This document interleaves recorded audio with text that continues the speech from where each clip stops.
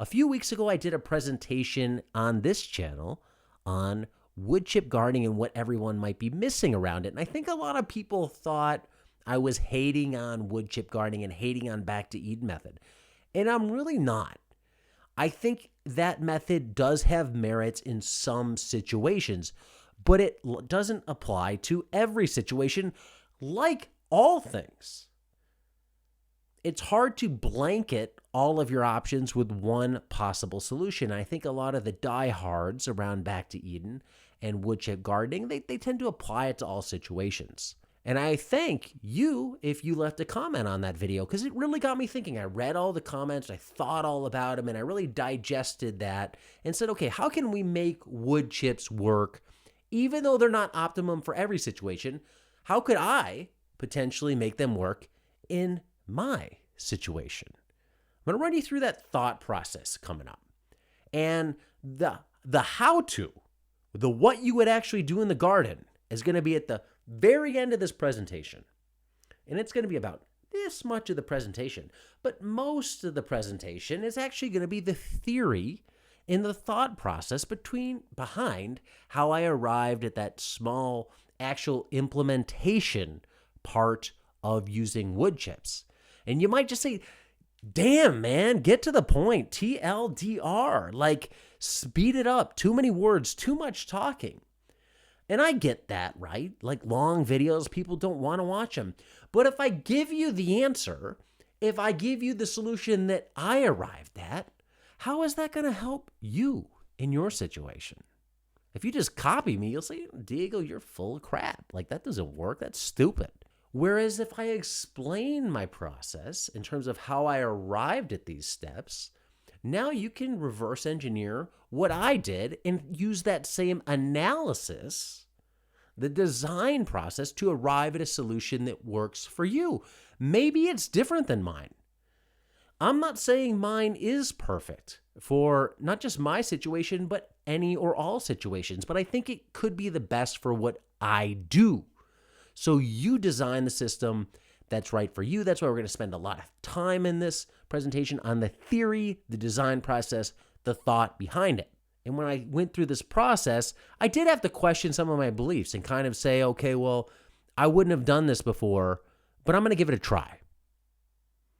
Because I didn't want to become too beholden.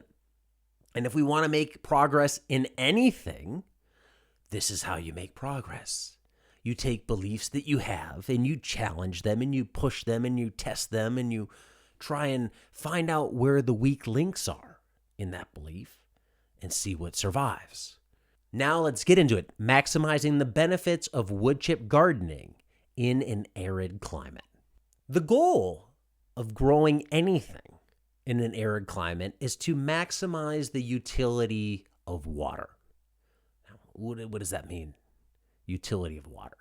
Meaning for every unit of water that you use, you want to get the most possible benefit from it.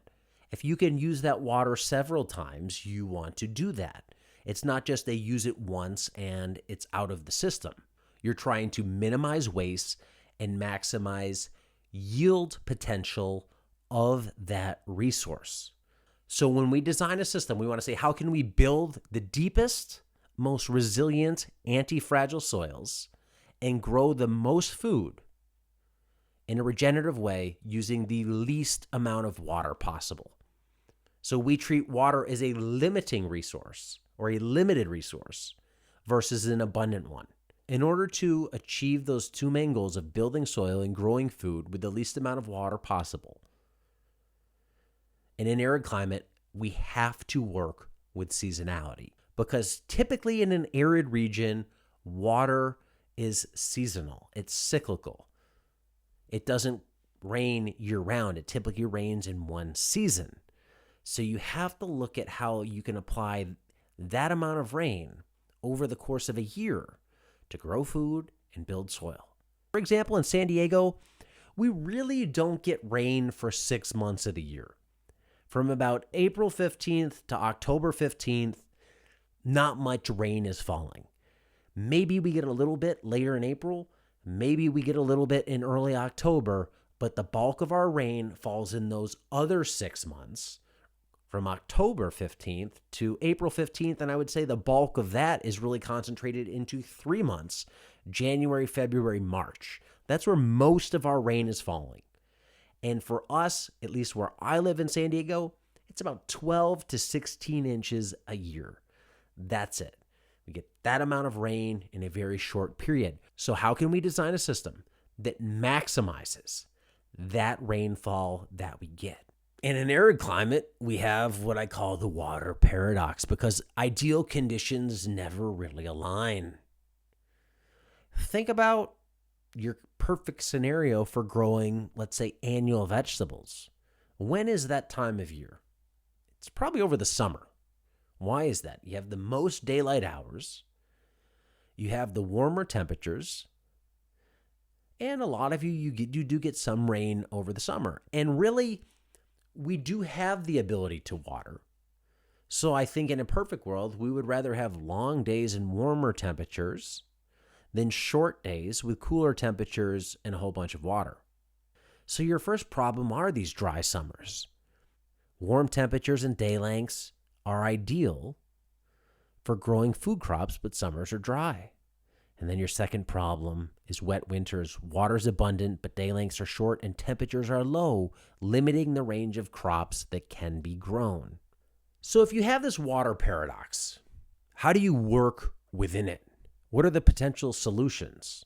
Well, number one is you add water. You use stored water to grow plants during the dry season. When growing conditions are optimal, you add the one resource that you can easily add, water. It's really hard to add temperature and light in the middle of winter when water's abundant. That's really expensive. To add water that you store, it's kind of cheap and it's kind of easy relative to the other two. So that's solution one. Solution number two is to maximize the utility of water when it falls. So when you get that water, you use that water to build deep soils, which hold water and create a loose soil texture to allow plants to go get the water stored deep in the soil during the dry periods. And you minimize the evaporation from the soil in dry periods. You create a bank account of water, and the soil is the bank, and your currency that you're depositing into that bank is the water that comes from the sky. So those are our two solutions. We store it in the soil, and we add it as needed, when needed, but when we add it, we're minimizing evaporation. So we're going to try and maximize the utility of water when it falls. We're going to adhere to those NRCS principles, and we're going to do that using wood chips as the tool in our toolkit. Some things we're going to do with wood chips in order to achieve these goals are we're going to use deep mulch in the dry season. We're going to cover the pathways in wood chips, and we're going to use wood chips as a compost feedstock. Those are the three ways that they play into the system that I designed. Well, why are we even thinking of using wood chips? I think as a mulch, wood chips do have several advantages over other mulch sources like straw. For one, they're an abundant free resource that has to go somewhere. Pretty much everywhere in the US and probably Canada where there's people living, you're going to find somebody who's trimming trees for a living, and they're doing something with those chips. And in a lot of cases out here in California, it goes to the landfill. And that's sad. So it is an abundant free resource. So it's out there.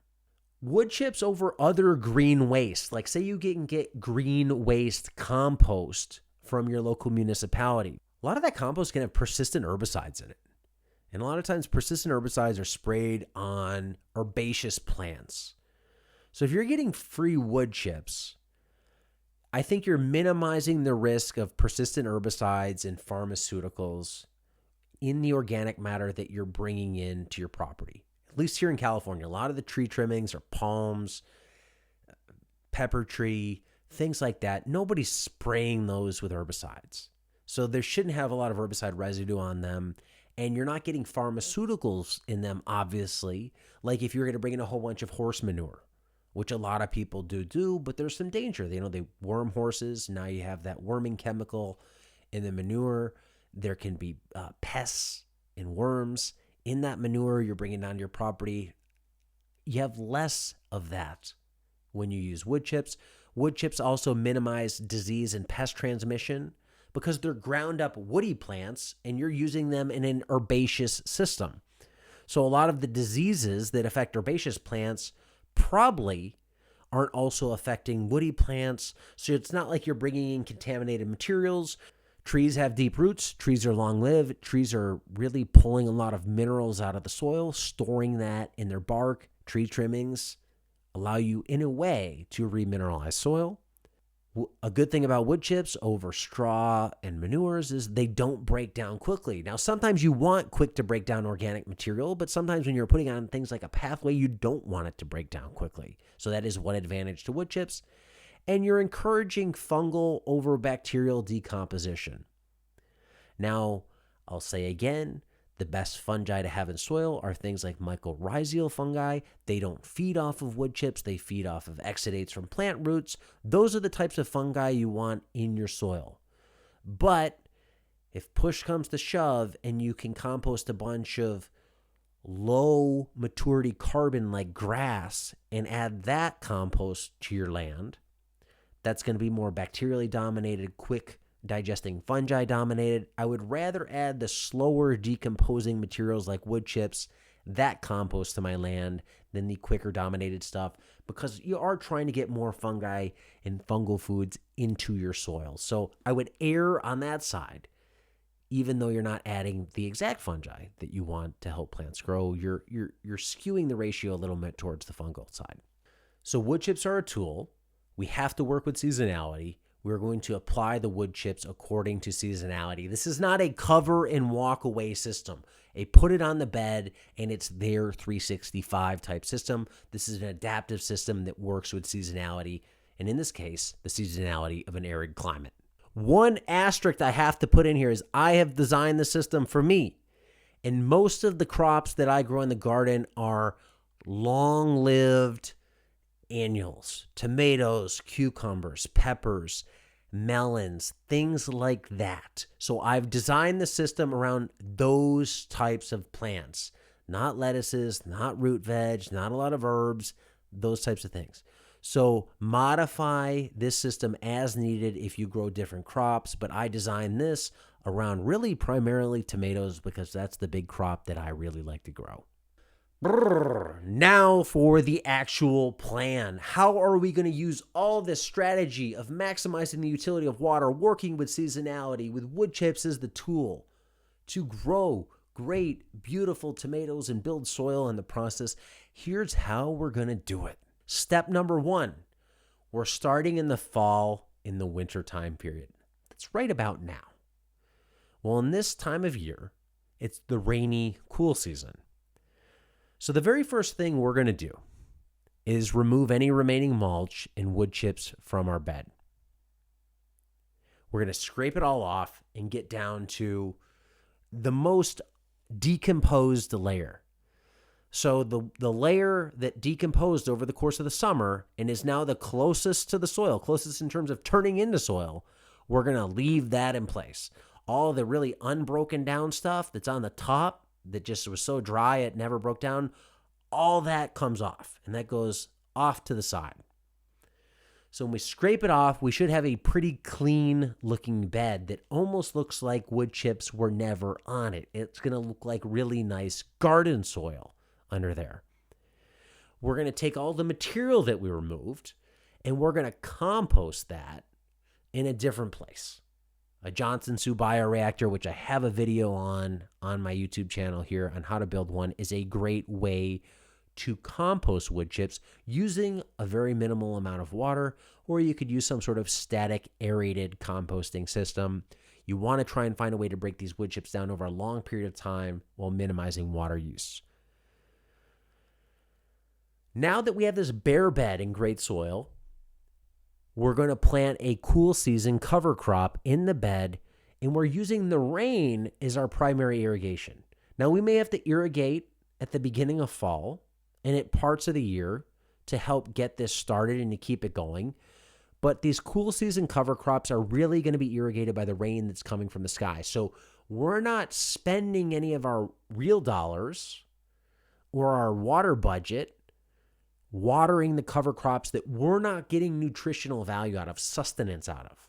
Those are there for the soil, and they're being fed by the sky.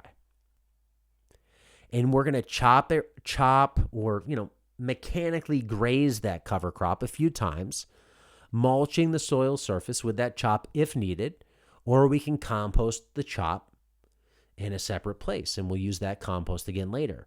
The main benefit of the cover crop being is it's protecting the soil surface from the rain, and it's pumping tons of carbon and root exudate and putting roots deep down into the soil. It's breaking up soil. It's helping aggregate soil with the soil microorganisms.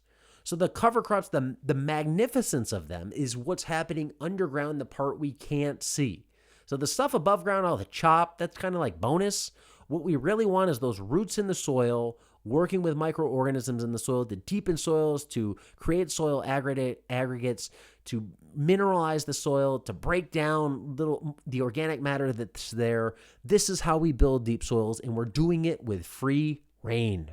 During the same period, we've also mulched all of our pathways with wood chips, and those pathways begin to break down. You start to add water, a lot of the fungi come alive or really actually pick up here, I think, in the winter when it is cooler temperatures, but it's just not so hot and dry that they're dormant. I think you see a lot of breakdown of wood chips in the winter. So their pathways are breaking down, turning into soil during the winter. And you also have nice clean pathways. When it's rainiest and muddiest, you have nice wood chips on the pathways. So by doing this step one, what did we solve? We removed the mulch from the bed to allow direct seeding and soil warming. This was one of my big complaints about wood chip gardening, is you can't direct seed into wood chips. You just can't do it. I can't run a Jang seeder through wood chips. Well, if I pull all those wood chips off, now I can direct seed my cover crop into that bed easily. That's a win. Also, if you keep the soil covered, it's harder for the soil to warm up. When the sun comes out, we might have 30 degrees or 32 degrees at night at the cooler parts of the year. The day might be 70. If the soil's covered, it's never getting a chance to warm up. So if you scrape all that mulch off, it is warming it up at the cooler times of the year. We're creating compost. We're using all that wood chips that were on the bed to now compost it somewhere else that we could reintroduce to the bed later. And our most water-intensive crop, our cover crops, are getting free water. So we're not growing cover crops over the summer where we're having to irrigate them daily. We're planting them over the winter where we may never have to irrigate them all. And we tick all the boxes for NRCS, soil building, soil armor, a root always in the surface, a diversity of crops, and we're minimizing soil disturbance. So that is a win. So that's how we start. That's step one. Now, keep in mind, like I said, this is not a set it and forget it type system. We're observing and evolving and adapting as the seasons go on. So step two takes us to late winter and spring. This is in between wet and dry, and it's still cool. And we still have shorter day length hours. We're going to continue our cover cropping. Eventually, we'll decide at some point to mow down that cover crop and direct seed in or transplant in a cooler season food crop. Maybe that's our lettuces, broccolis, things like that. The cover crop chop can just remain on the soil surface to help build soil in place, but we could take that off and compost it in a different spot if we needed that soil warming effect to happen. If we mulch the soil, it's going to be cooler. If we take that mulch off, it can warm. So when we chop down that cover crop, if we do want the soil to warm up a little faster, we'll go compost that stuff in a different place instead of right there on the soil surface. Our composting of those wood chips that we started in the fall, that's going to keep continuing. And our composting in place, which is what we're doing in the pathways, that's going to continue. So what did we just do here in the late winter and springtime? We remove the mulch to allow direct seeding and soil warming. Like, that's still happening. We don't have the mulch in the way. And our water intensive cover crops and food crops are still benefiting from that free water. And we're still adhering to those 4 NRCS key principles of building soils. So we're looking good so far. Now, the most challenging time of the year, I think, for us out here in arid climates is that late spring, summer, early fall, the 6 months of dry where it just gets hot. And I mean, as I'm recording this today, I think it's 90 in the room where I'm sitting right here, and it's about 100 degrees outside. And we haven't seen rain in a good, 5 months. To prepare for this is as we go. So the year's moving along. It's late spring. We're getting ready to plant our summer crops. We're going to take any finished compost that we made, whether from our cover crops, any of the wood chips that we composted, we're going to add that back to the surface of the beds. So that's now in place. The composting is stopped. If it's done, if it's not done, it continues. Like the Johnson Soup bioreactors, as I said previously, great to compost without using a lot of water. If the pathways are broken down, this is when we'll dig out the pathways, we'll put that on the beds, and then we'll add new fresh wood chip mulch to the pathways to compost the rest of the year. So now we've loaded up our bed top with broken down wood chips and compost, which should benefit the soil over the long run. We'll then lay our drip line on the bed because we're going to need a way to irrigate the crop, so we're laying it down at this point. We're going to add a thick, or as a Nelly would say, a thickety-thick layer of mulch on top of the bed, and the mulch being wood chips. And we're covering up the drip line, so we're watering now subsurface. Any water that we're applying is most likely going down. It's not evaporating up through the wood chips, and yet that little layer of wood chips right on the bottom above the drip line, that'll start breaking down into soil. And then we'll plant our food crops into what I'm calling ports in the wood chips. I'm thinking how I'll do this is when I go to cover those beds back up, I'm going to take 5-gallon buckets and I'm going to kind of cut them either into halves or thirds, and I'm going to shove them into the soil and put them on the beds, and they're all going to, each bucket piece will have a cap on it. And then I'll just mulch around them. And where I plant my plant is in the ports. Because the biggest problem I had this year planting into wood chips was you could dig a hole out and plant your plant, but then all of a sudden, the birds come along, they're digging in there. We get roadrunners out here, they dig in there for grubs and stuff, and they just bury the plants. So I want to put a plastic port in there that's wide enough to hold the wood chips back away from the plant, a ways to allow you to get in there to plant. And it also allows you to amend that soil if needed and water that plant specifically if needed, as needed. So you can access the soil, you could add more compost, you could add amendments right there without having to try and let them filter through the wood chips or have this hole get buried up. So I'm thinking the idea of ports just going down the center of the bed. And that's how we grow for the rest of summer. So what did we solve with step 3? Well, this thick layer of wood chips, it's going to cool the soil from this hot summer heat.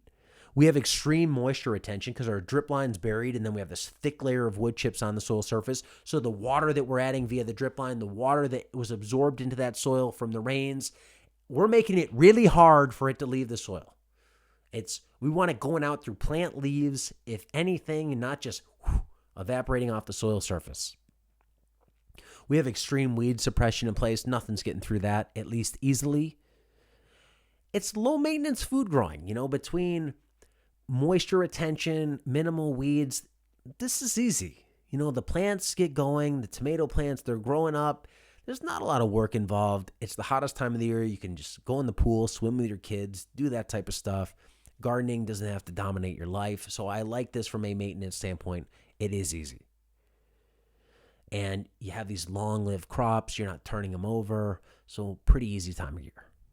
At this point in the year, when water is most scarce, when water is most expensive, water is going towards growing food. And building soil is now a byproduct. It's a bonus. We're primarily trying to grow food with the least amount of water possible. And of course, by default, soil will be built in the process, but we're not going out really trying to build our deep soils at this hottest time of year when it's the driest or focusing on the food production.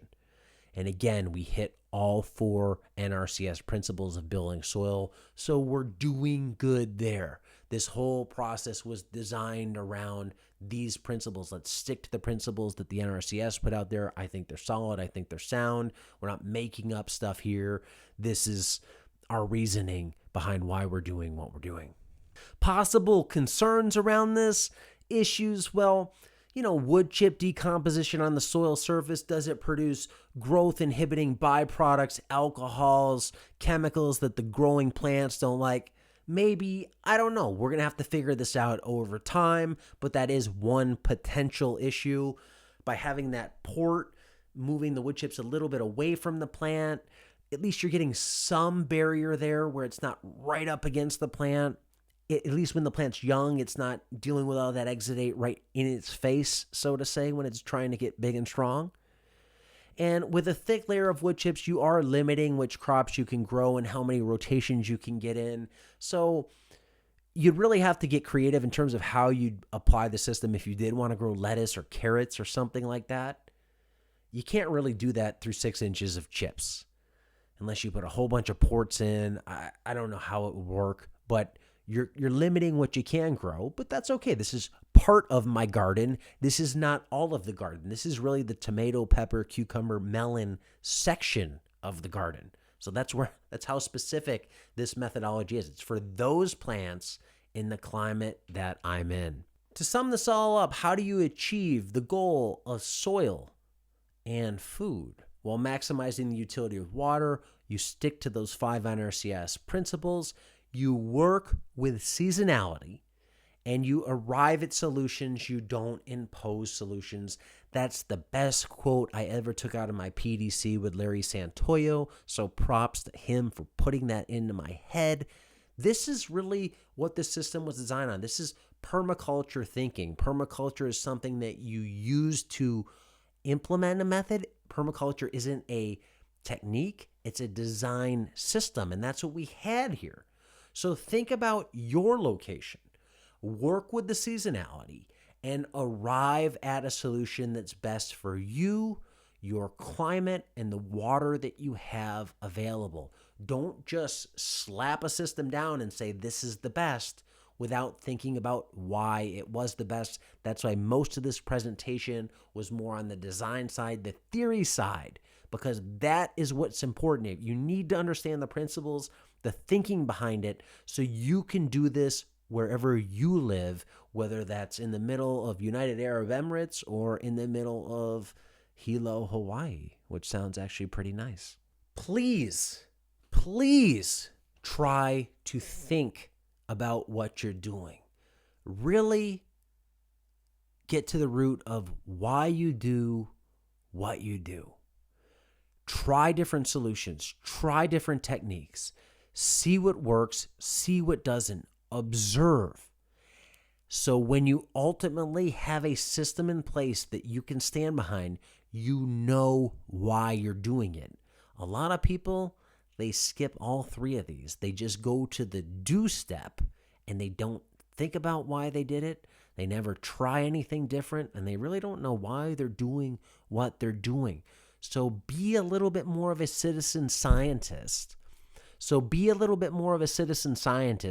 Do that experimenting. Use sound design principles to make your decisions, not copy mentality, and apply the appropriate system to your specific context.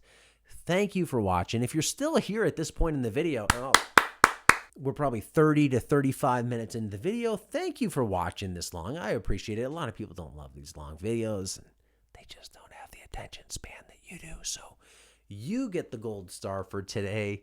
Thank you for watching. If you enjoy this, share it with a friend. Tell somebody else about it. Like it. Leave a comment. Let me know what you think about this system. If you're in an arid climate, how could it be made better? What would you change about it in your system? You know, these arid climates are some of the most brittle, challenging environments to grow in, so I'd love to know your thoughts. Thank you for sticking with me. As always, be nice, be thankful, and do the work.